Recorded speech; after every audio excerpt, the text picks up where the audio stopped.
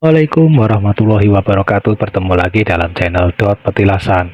Di cerita kali ini saya akan membacakan sebuah kisah misteri yang berjudul Keangkeran Pohon Asem Tua.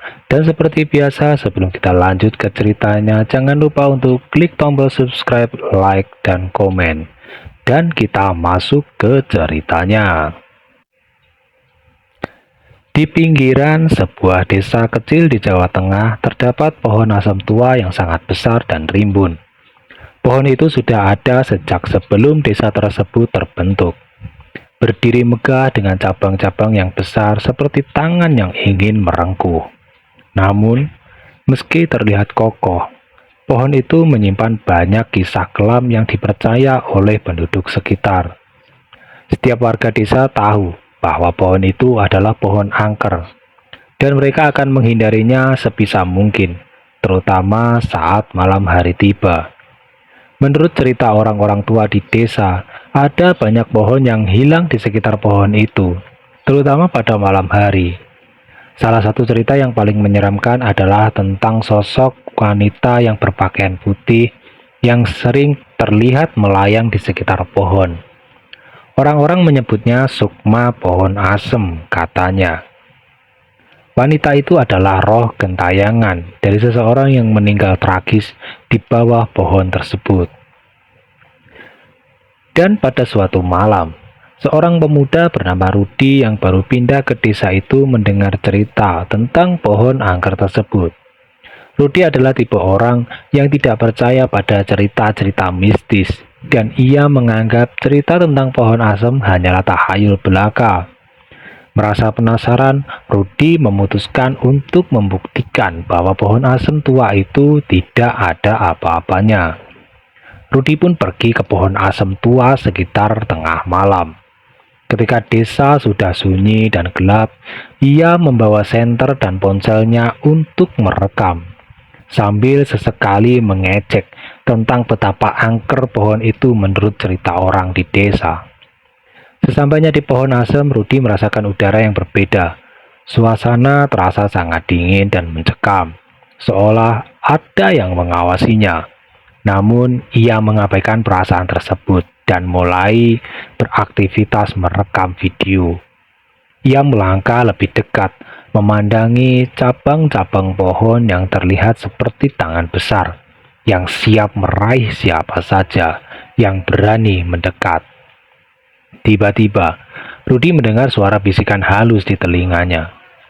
"Kembalikan aku, kembalikan jiwaku." Rudi terdiam.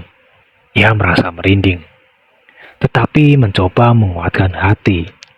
Saat ia mengarahkan senter ke atas pohon, ia melihat sesuatu yang mengerikan.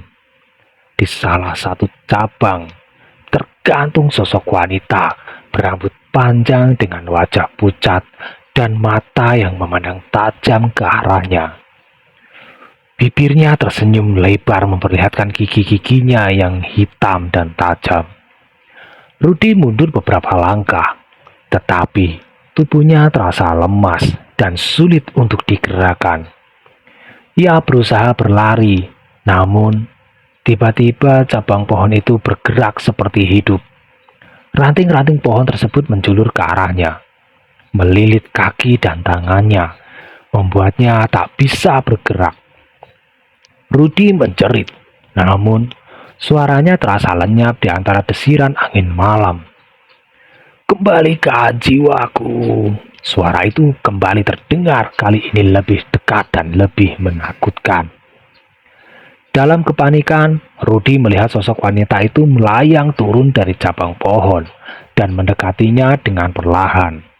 Wanita itu terus mendekat hingga wajahnya hanya berjarak beberapa inci dari wajah Rudi. Mata wanita itu tampak kosong, namun penuh dengan dendam dan kebencian.